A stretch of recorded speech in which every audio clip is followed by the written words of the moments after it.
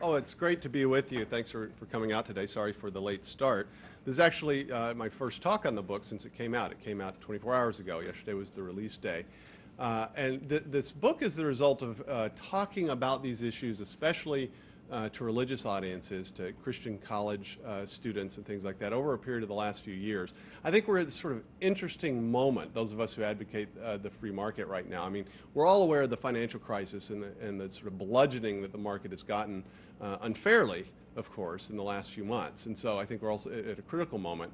But if you talk to an average college student or someone that's just out of college, you'll discover among the 20-something crowd that there's a lot of concern about things like the environment and poverty, especially third world poverty. And it is a lot different from when I was in college. I was in college in the late 1980s, and I just don't think that was a burning concern, what was happening in Africa or Southeast Asia or something like that. But you almost can't go on a college campus, including lots of small Christian colleges, without talking about this issue. Now, I think this is an opportunity because religious Americans and Christians have always said we need to be concerned about the poor. We're supposed to be concerned about our fellow human beings. So it's an opportunity, but I think it's also a dangerous opportunity because, unfortunately, if you follow the trends, these very good intentions are quickly getting wedded to some very bad economic ideas. And we're at risk of, unfortunately, retrying policies that we already know empirically and historically don't work and trying them again 40 years later. And so I decided to consider this a lucky opportunity to be able to appeal to people's legitimate sort of moral intuitions, but hopefully to help educate people that don't really know or care anything about economics in how best to manifest and apply their moral intuitions. And everyone is actually talking about this issue, and there have been a number of books by you might call Christian public intellectuals in the last few years. In 2005, a book by Jim Wallis, who lives here in Washington, D.C., called God's Politics, is a very, very widely read book, and Wallis is a longtime editor of Sojourners magazine. He would self-describe as a sort of progressive evangelical, but what makes Wallis different from a sort of run-of-the-mill person on the left is that he makes all the sort of arguments that you would expect to be made by, say, the New York Times editorial page, but he does it with Bible verses. I mean, he does it quoting the Old Testament or the prophets or Jesus from the Gospels, and so that's obviously a different cast. And I frankly think that this way of speaking is very likely to displace the more utilitarian and secular ways of speaking, even on the left. And I think the reason is because moral intuitions and religious beliefs are widely held by the American public. And so even if a person is a secular cynic, he or she will probably try to couch policy positions in religious terms. Now, this is not the case with Wallis or other progressive evangelicals like Ron Sider. Sider wrote a famous book, it's been through several editions, called Rich Christians in an Age of Hunger. And if you read this book in its various editions, it started in the 1970s, and then over the course of a few decades, he's revised it. And Sider, over time, got more and more sympathetic to market solutions to economic problems. Now, he admits that, and of course, in the last edition happened after the collapse of the Soviet Union. So he had more or less purged the prose of what you might say are sort of socialist sympathizing language, and at least officially endorses something like the market economy.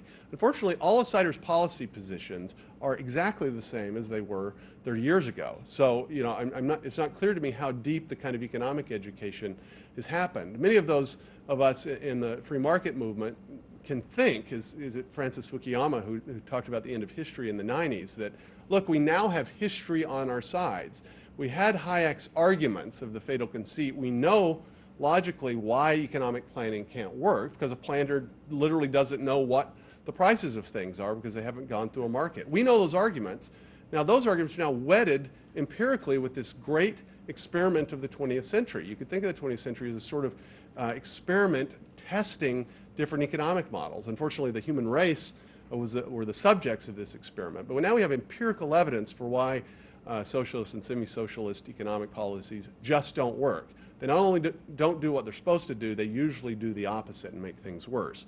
Nevertheless, that basic reality that those of us take for granted as a kind of empirical finding grounded now in history doesn't seem to be impacting the debate that's currently taking place at the moment. And I think part of the reason for that is, well, bad branding on the part of capitalism and free market economics, but also because I think most people, most of the time, will allow their moral intuitions, if they're sufficiently strong, to override even things that they might know intellectually if you got them in a room by themselves.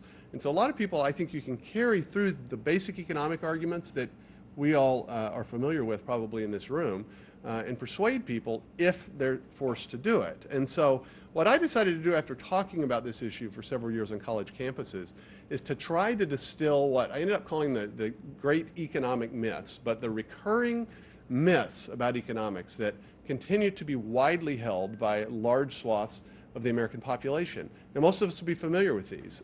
Some I'd simply use the sort of original language, others I invented, but I think if you get a grasp on these 8 basic myths, you know almost all the arguments that recur on the left, including the religious left, in favor of either large government intervention or sort of semi-socialist policies. So that's, if anything, is my contribution. It's to try to distill this into ordinary language and to distill and separate the arguments into sort of 8 forms. So the book actually divides into 8 chapters, and each chapter corresponds to one of these myths, and it corresponds to a question.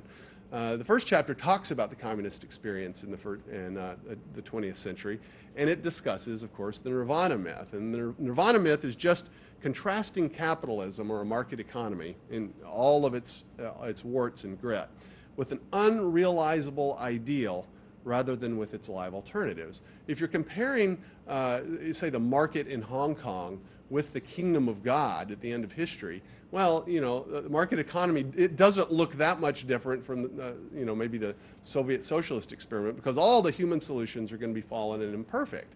But if you have to compare the live alternatives, market economies are overwhelmingly superior to all the alternatives that we know anything about. But nevertheless, the kind of moral vision, if people have that in their minds, of something like the kingdom of God or nirvana, can cause them to distort their moral assessment of the market economy. And that's the sort of thing we have to train ourselves out of. I'll just mention the 8 myths here only because I normally just focus on 1 or 2 of the myths, and I'll do that again today. But people always ask me what the 8 myths are, so I'm going to give them to you. So the second one is the piety myth, which we'll discuss in a moment. That's just confusing your good intentions with the actual consequences, especially the unintended consequences of our actions.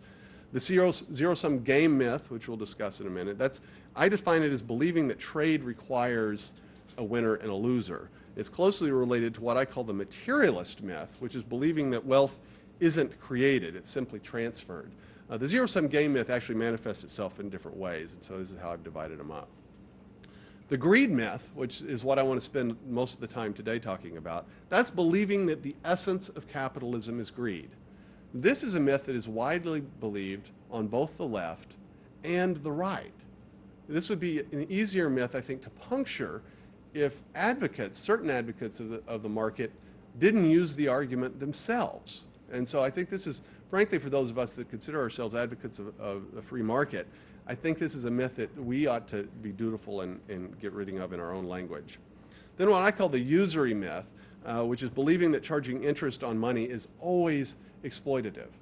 Most of you probably know that not only in the West, but in most world civilizations historically, charging money or charging interest for lending money was considered immoral. And that wasn't just in the Christian West. It was at least officially among the Greeks and the Romans, though of course there was interest charging, but even Buddha and of course Muhammad. So this seems strange to us moderns in the 21st century. Why would people for so long think charging interest for lending money would be bad?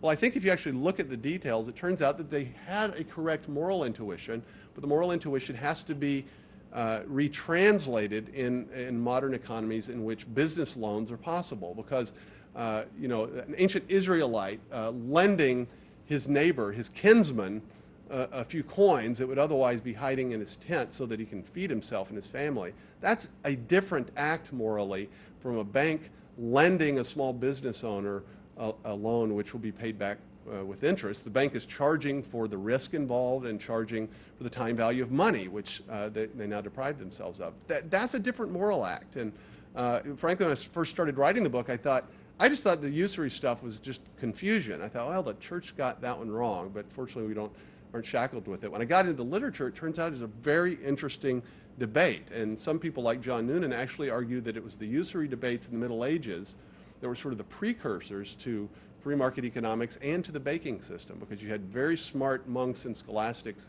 analyzing the nature of wealth, the nature of money, the nature of trade.